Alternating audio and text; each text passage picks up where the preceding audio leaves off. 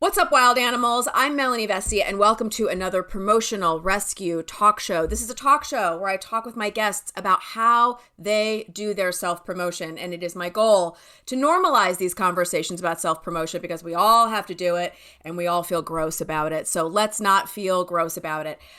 So a little bit about me. I'm a stand-up comedian, actress, and filmmaker. You can see all of my stuff at melanievesey.com, my comedy specials and where I've been, my comedy, my films, la, la, la.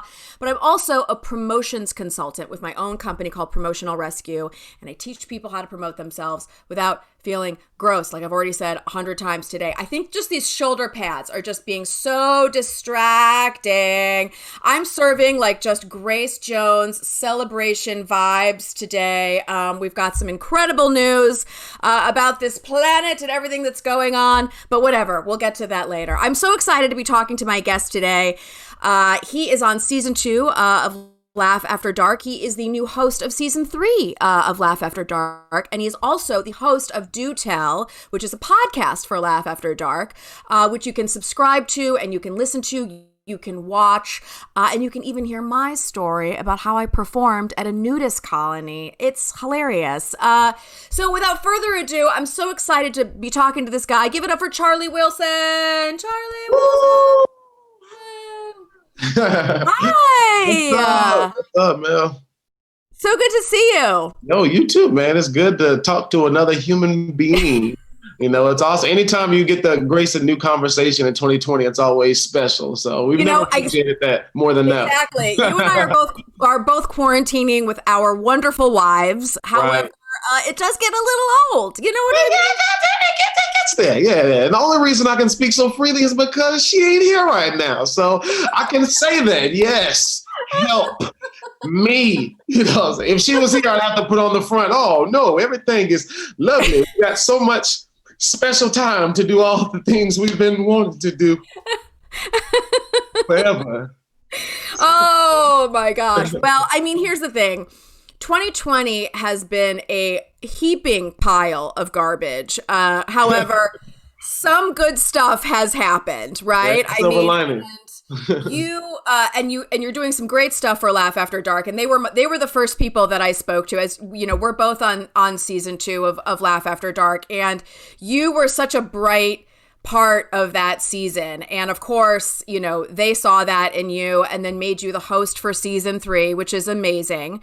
Unfortunately, I literally had the tickets in my inbox, and then of course everything had to be shut. I mean, we were days away from shooting. Right. It was days away. We literally made the call in the clutch, like, should we film this motherfucking special right now and just shock the world and set it off? Or should we be practical and understand that there's a crisis going on now and somebody might get sick of your shit? So yeah, exactly. Right. I mean, it's like, what a call to make. Right. And season 3, I like I said, I talked with them about, how different and how elevated season 3 is to season 1. I mean, here's the thing. Season 1, season 2, still great, still awesome. Right. It's helped me so much. It's shot so beautifully. Right. Everything they do is so stunning and gorgeous.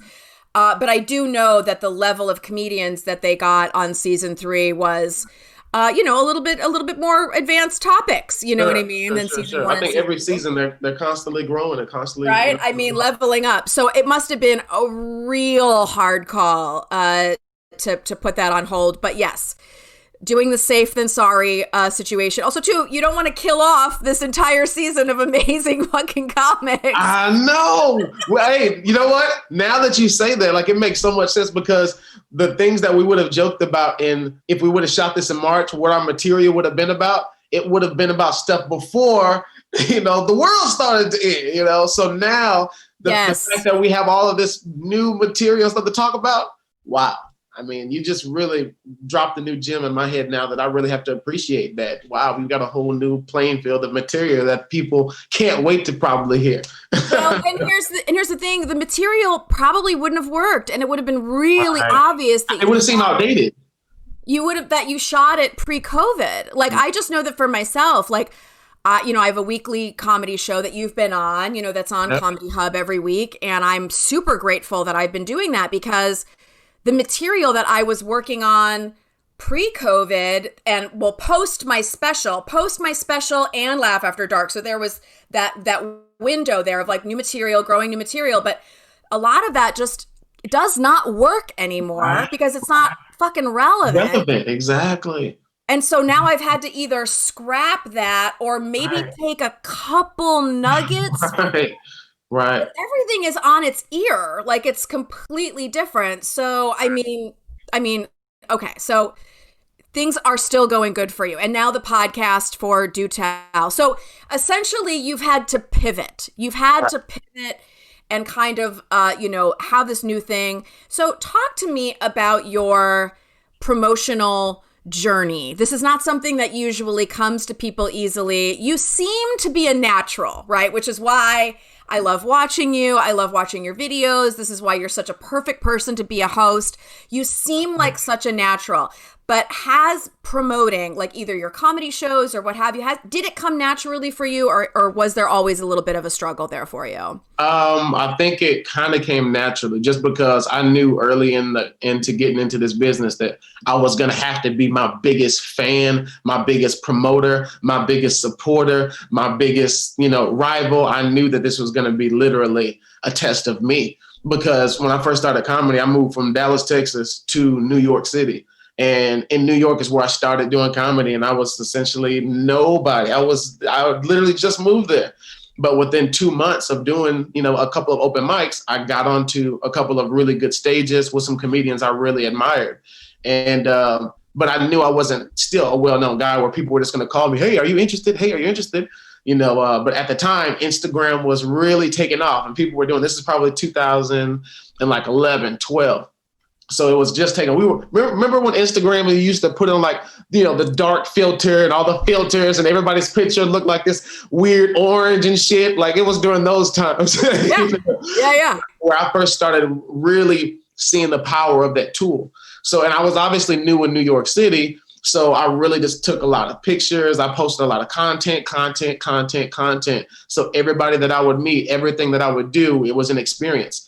And I was new in town, so I was already in awe. It was an experience in itself. So I was like, you going to see these pics and these selfies, whether you like it or not, and this is who I'm meeting. And but that's when I started producing comedy shows as well.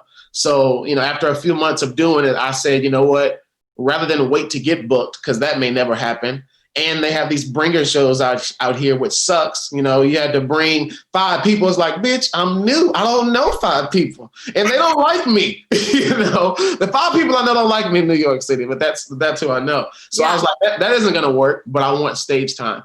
So producing shows gave me an opportunity to always have a stage, give other people opportunities, network, all the things that I wanted to do.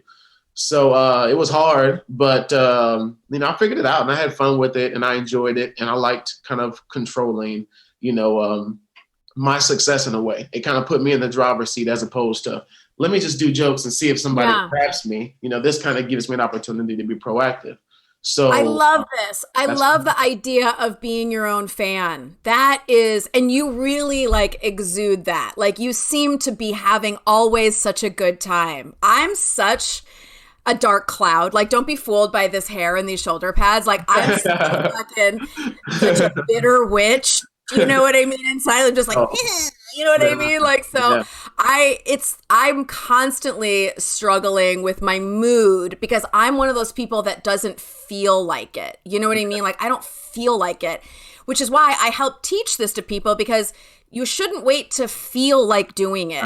You know what I mean? And I'm not saying to be fake. I'm not saying to but understand that this is a business, to understand that there's a component of this. And like what you said, like, I'm not going to wait for somebody else to do this for me. How can I click into whatever I need to do to be? So I have this amazing friend and she goes, there are 2 kinds of people in the entertainment industry. There are trains and there are hobos running for trains. So you're either the train or you're the hobo running for the train, right? That's a spot-on analogy too. And here's the thing, and being a hobo sometimes is okay. I'm running to get on that train. There's a lot more hobos than there are trains, naturally.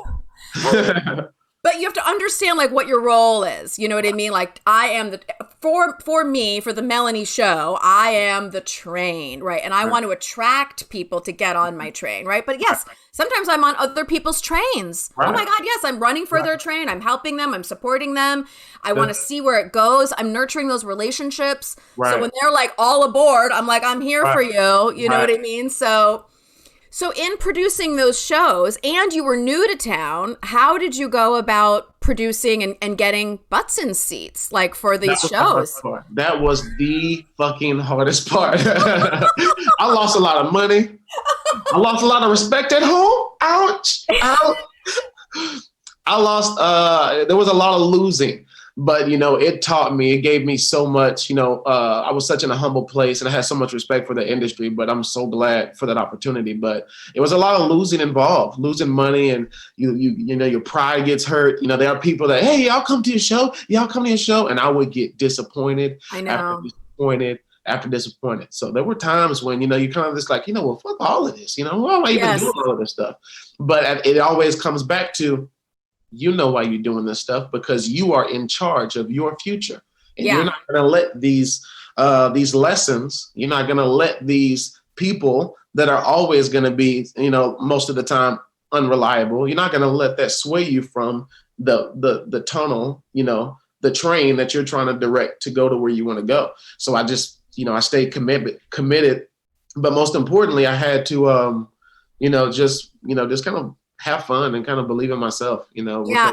I knew there was going to be ups and downs. You know? I think that this is, I'm so glad that you talked about that, because I think people do see us from the outside. You know what I mean? We're confident, we're doing it, we're showing up. We seem to have all these results, but what people don't see is the struggle. Those dark days. Holy shit. Many dark days. But I also know too that like what you're talking about is investing that time and money. And there is no kind of like school for this. Do you know what I mean? Like so I like to think about it as like an investment in promotion is like, I also have to be sane about how much money I'm putting into it. So if that show is a bust, or the project that I'm creating is a bust, and I get no return on that investment, because it happens. You have to invest in an idea. Right. It doesn't always come to fruition. Right. So is that dollar amount going to sink my battleship? And that's why I always talk to people where it's like, paying for promotion is great. Are you boosting posts on Facebook or Instagram? Maybe you invested on someone helping you or what have you. But is that dollar amount going to sink your battleship? And sometimes people think if they throw more money at it, the more successful it will be, which is not true. Right. So I feel like what it sounds to me like is essentially like you paid for an education. You learned. You school yourself. Right. You know what I mean? You learned what did not fucking work for you or in general, but you learned it. You know what I mean? And so I feel like that money was worth it probably in the end. Yeah. Looking back at it, you know, it was, because you're right. And I never even looked at it that way, but you were paying yourself to learn the hard way, and you were doing it alone. You know, most of the time producers work, you know, alone or in a small circle or something. Again, people are a lot of times unreliable, especially if you don't have this budget to just pay them and write them off and all of this. And to piggyback on what you were saying about how, you know, not being in the mood to promote. And, you know, I'm right there with you. Even though I'm always in a good mood, you know, I still have a life and have, you know, my kid and stuff that weighs me down at home, and you're not always in the mood. But, you know, I feel like, you know, obviously there's a responsibility in yourself and what you're trying to accomplish long term. But also, you know, as long as I feel like as long as you're being genuine, you know, in your marketing, and you are your brand, you know, so as long as you're being genuine in whatever you're experiencing and whatever you're putting out and pushing, then, hey, you're doing your part. You're doing what you're supposed to do. So you continue to push that ball forward. But if you're being disingenuous and you start shifting and trying to be something you're not, that gets exhausting. That gets that can weigh on you even more. Well, so, and the internet seems to know when you're thirsty. You know what I mean? Yeah. It feeds off of it. It's like, oh, you thirsty? Oh, I know what to do. Pull your shirt down. Give me some money. Like the internet knows when Yeah. you are thirsty, and it's almost like the internet knows and it doesn't reward the Ah, thirsty shit. Or it gives you a little bump and then you think that that's the way, but there's nothing. It's right. it's just built Right. on sand. Oh There's my nothing. gosh. These algorithms and like keeping up with your views and your stories. And like now I'm just kind of like, even recently, I'm looking at like the viewers that will view your Instagram story. I'm just like, it went way down, really low. So I'm like, how is this big variance is happening? Yeah. But I've grown to peace to understand that, you know what? I'm not going to get so caught up in the politics of these algorithms and these Yes. responses and these feedbacks. Let me just be consistent in Yes. what I know I'm doing and where I believe I'm really trying to take my train. That is so great. I'm going to write that down because that is so great, like as a mindset to just be consistent, right? Because if you get jacked up in what it's doing, all of the algorithms, because the algorithms are there to not help you. I mean, and who knows how they work? You know what I mean? I Right, do know that the internet is engagement rewarded, which means right, the more engagement you get, then the internet goes, hey, do you want to see something from Charlie? And then what we're going to show you from Charlie is the thing that gets the most clicks, right? right, So that's why when somebody Googles you, right, your whatever it is that gets the most clicks from you is in that top of that Google search. So the consistency will always be a way to support those better algorithms because you're doing something consistently. And you know what? Yeah, maybe people didn't like this video, but they loved this one. And then right, maybe they don't like the next one, but they love two more after that. And it's right. like you just got to keep doing it. And so also too, to circle back to what you talked about collaboration, working with other people, because there are a lot of I wish it was better, but unfortunately in the arts there are a lot of like just wackadoos, charlatans, just Yeah, people who are also trying to separate you from your money. There's a lot of sharks out there, but there are also a lot of good people too. right. I'm always from the school of like go where it's warm, because when I get all jacked up about what people can do for me or what this club is, represents, or what Right, the resistance becomes so painful. right. I And think I have yeah, to go talk ahead. to my wife about this all the time too, but I think a lot of times we as people have expectations Ugh. that are sometimes too high. And I think Yeah. the moment you really start to understand and let those expectations settle all the way to the floor, the more that people will surprise you with with their kindness or with their gratitude or whatever. But I feel like if your expectations are the same as they would be from what you put out, you can a lot of times get yourself upset, disappointed, stressed, mad, frustrated. Now you hate, now you upset. It just takes you a totally different route. So I've learned to just, be consistent in who I am and also understand that people aren't going to think and support me the same way I support them or come out the same, you know what I mean? People are going to let you down, but you're just going to Oh have to my take it for God. what it is and have a better understanding of that particular person or that particular comedian or that producer. And I just said, you know what? I got a better understanding now. Yes. I see Well, what. and 20% of the people always do 80% of the work. That is always, and Yeah, if you are an overachiever person, like I'm hyper vigilant. I'm a Virgo. I put so much energy and effort into stuff. I can't tell you how many times I've been disappointed yeah, by people who are just totally like, well, Melanie will do it. Well, Melanie will. They're preying on my inability to sit in a room and be calm with myself when everything is falling to shit. Like I'm just totally like, I will take over. You know what I mean? So when you're in those scenarios, like how have you learned now to make better decisions about the people that you partner with? Are there things that you do before you jump into a partnership sure, with them sure, or sure. I want someone. I would prefer to work with someone who believes in me just as much as I believe in them. And mm, I feel like if I can give you a certain energy and respect, and you can, and it's kind of mutual, then it's great. But it's so much easier to work with someone, and maybe you don't believe in me as much as I believe in you, because sometimes you want to work with someone who's in a little bit of a higher category, so they may not have that respect of you yet, but you still have a room to work. You still have that level of communication that you're working with, but I feel like at the same time, everybody isn't gonna get it, and you just got to keep consistent on what you're doing. yeah, I love that, because you do want to kind of you don't always want to be working laterally or pulling people up. Yes, of course, you do want someone who's aspirational, but just like you said, why would they want you?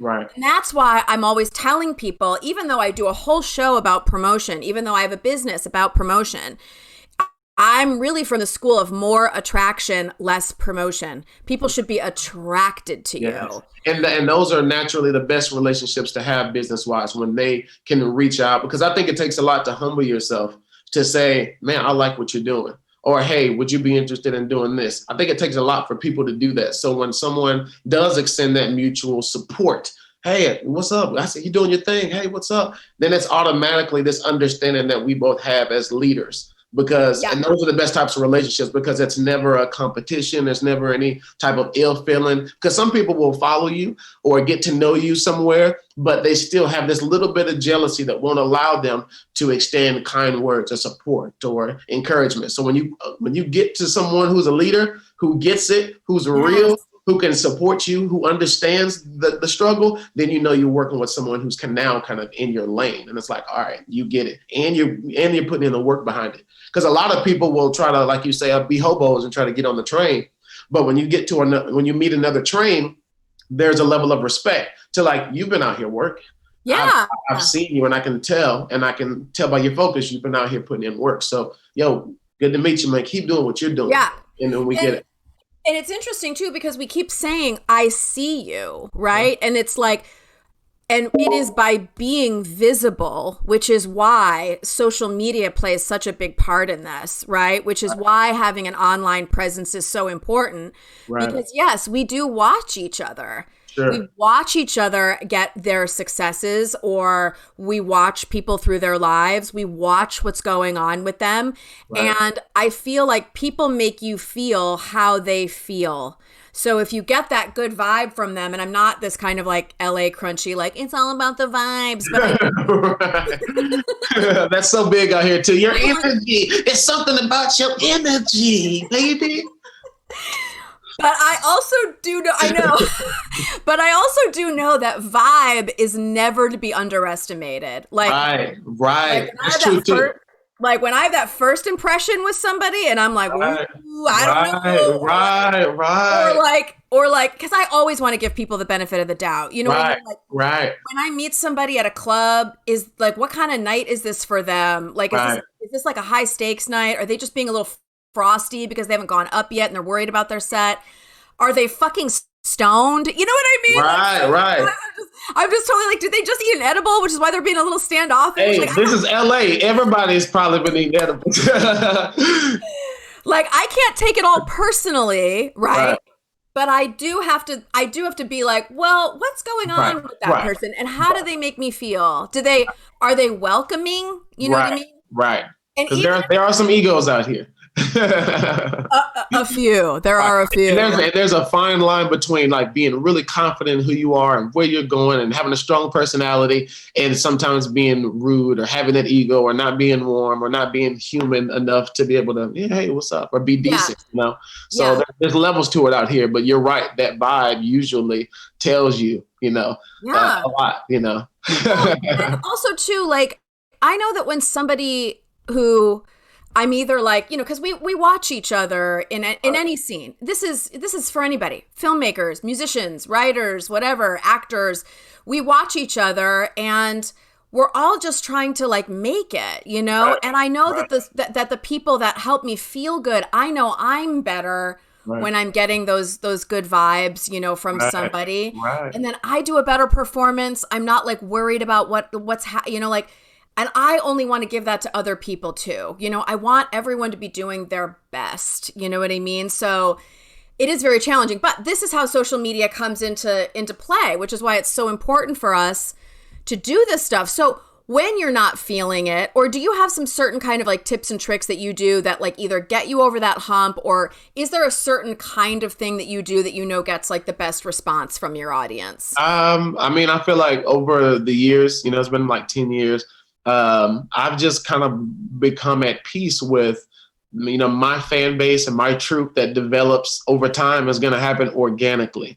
And they're going to fuck with me for me. It's not going to be because you got this character and I put on a wig. Hey, what? If that's not genuine to me and that's not who I am, I'm going to have a tough time doing that, number one. And number two, people that have those big fan bases and 300, 500,000 followers, they have this persona or this person that they have to become. So I always just encourage people, as I'm doing, is to just be genuine, be yourself, be authentic in whatever you do. So you're on my page, you're going to see my daughter, we're at Muay Thai practice, or I'm going to be, eating my food or doing whatever. Just, everything's just kind of staying organic. So sometimes I beat myself up because I don't have a gigantic following, but I also understand what it takes to build that and maintain that. And that's a lot of strangers to bring into your life that can sometimes like you, but then hate you and then pull you down and say something negative. So rather than bring on all of these millions of followers,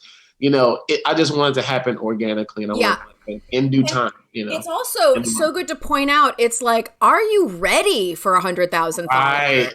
That's the key. Like, I mean, there. everybody wants to be shot out of a fucking cannon. Right.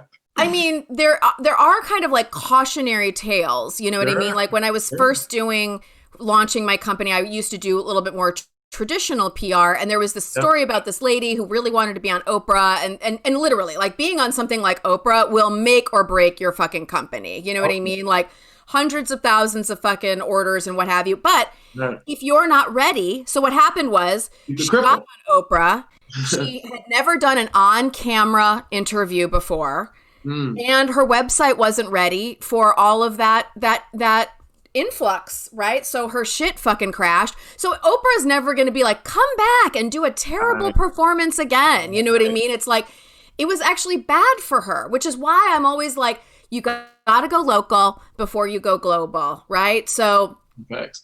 Do these little interviews. Get practice. What does it look like to be on camera? Right. What do you say? How do you not feel like a jerk once it's all over? You know what I mean? Like, this is its own craft. Learning how to talk on camera, be in an interview setting, whatever it is, fashion, whatever it is that you need to say, it takes fucking practice. Right. So you're not going to be on Jimmy Fallon or whatever 2 months in because you're not ready. Exactly. But you can't tell people that. A lot of times when you tell somebody new that, they can take offense to it. They can think that you think that you're this or that. But any new comedian, because I'm originally from Louisiana, and I had a gentleman move here from L.A. from Louisiana to LA. And he's like, hey, man, I need some advice, man. If there's anything you got, let me know. I'm down to help out, whatever you got. And I was like, hey, I got you, man. Any advice, man? I said, yeah. Get a job, nigga. Get a job. Go to work. Get comfortable. Like, this is a marathon. It takes time. Be patient and just understand, get on mics. Have those experiences. Put yourself out there. Like, that's the best thing. There is no really, really solid advice to really give. I think a new comic is like, if you're built for this, everybody's about to find out, including yourself. Yes. So just be willing to put in the work, go through the whole process, and understand that this is going to be a life process. The thing about our industry is there is no magic clock that says this is the time you're going to put your time in, and then you're going to graduate to this type of lifestyle or career. You could be doing this shit for another 15, 20 years, 30 years. Are you still going to be doing it? Or are your expectations so high where you're going to self-destruct before you even get there? Oh my God, that is the best advice. Get a job. Right. Get your ass a job and get to work. Because a lot of times people move here, they come with these expectations. I'm just going to do this. I'm going to go on auditions. And it's like, all right, you can have that plan, but you might just stress yourself out. You might just be worried. You might start picking up unhealthy habits or unhealthy people in the process. So like, get comfortable. And try to balance them out. I feel like you can find something that works for you and your lifestyle and put in just as much work into the industry and into your art. Oh my God. I'm so glad you said that because I talk to people all the time about not stressing yourself out, right? Because when you stress yourself out, you're going to take your foot off of the gas and you're going to put it on the brake because you can't maintain it. Like preparing for anything is stressful. I know how stressed I was preparing for Laugh After Dark. Like I was like, because I had filmed my comedy special, I didn't have 10 new minutes. And I was like, what? like it was so Wow. stressful getting Oh that my gig. gosh.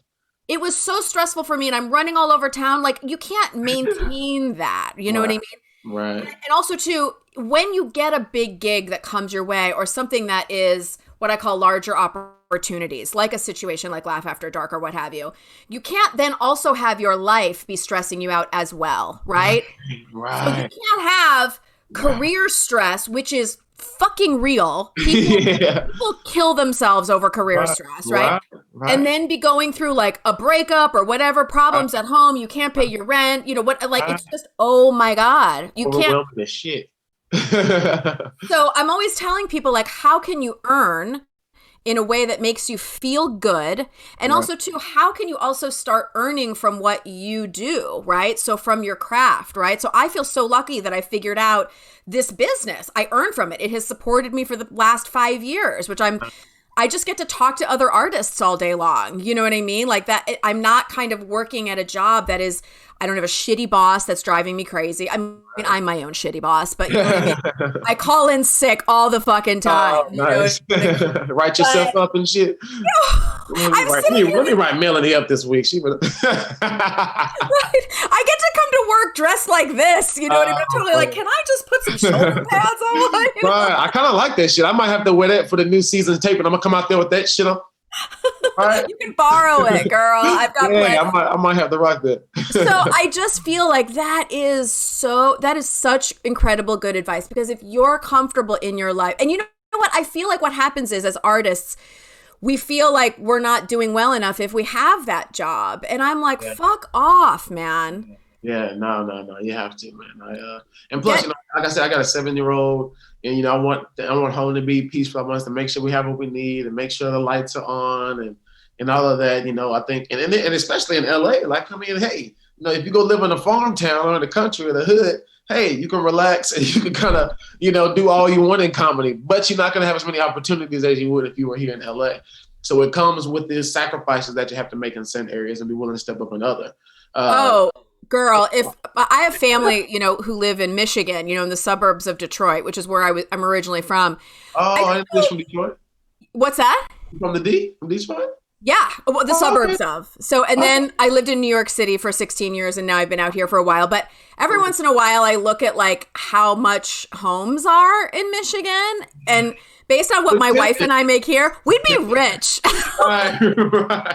Right. 2-story stairwell. You coming out? We have an indoor pool. You know what I mean? Like, Right.